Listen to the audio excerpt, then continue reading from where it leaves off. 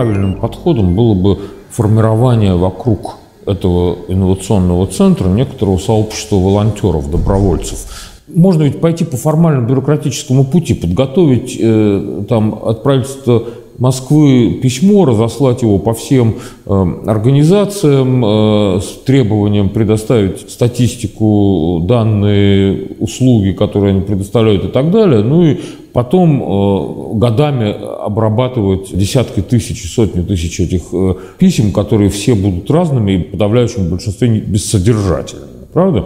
А можно попробовать построить вот такую вот сеть, действующую в основном на добровольных началах, но достающую до каждого предприятия в Москве и позволяющую вот собрать и дешево, и эффективно эту информацию о доступных ресурсах. И в этом смысле центр должен стать таким центром катализации для формирования таких сообществ. Мой принцип кадровой политики очень простой. Доверить дело можно тому человеку, который уже что-то подобное когда-то сделал, у кого есть история успеха за плечами. А в сфере инновационного развития мы понимаем, что в России таких людей нет. Поэтому нам здесь просто не обойтись без активного привлечения специалистов из рубежа. Это не обязательно иностранцы, это могут быть наши специалисты, которых очень много, кстати, в Силиконовой долине и в других кластерах инноваций, которые активно растут за последние 20-30 лет. И здесь наши. Мы прекрасно знаем, что они вносят очень серьезный, креативный или управленческий вклад в ключевые технологические инновации, которые сейчас происходят в мире. Тут ничего нового не придумать. Очень важно, конечно, чтобы было вменяемое руководство. В данном случае я бы склонен как раз отдать чиновникам. Почему? Потому что на самом деле есть положительный опыт. Вот я несколько лет работаю с правительством Московской области, хотя знаю, как эта работа налажена и в Москве, вот с малым предпринимательством. И должен сказать, что неплохо.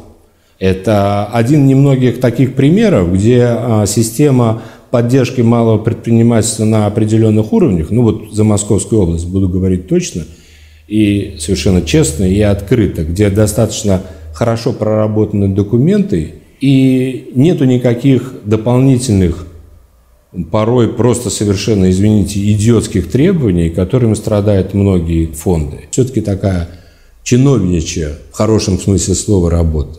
Там должны работать разные люди, может быть, разные одновременно и специалисты из-за рубежа, и предприниматели, которые бесплатно что-то делают, и какой-то правильно обученный коммерческий персонал. Ну, тут, в общем-то, не надо изобретать велосипед.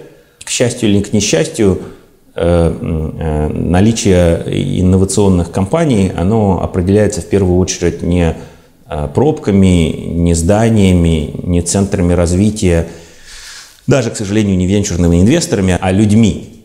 И в Москве, во-первых, просто много людей, да, и поскольку здесь есть кадры, здесь о кладбище очень тяжело говорить, здесь обязательно будут технологические компании, вне зависимости от того, будет ли им помогать или нет.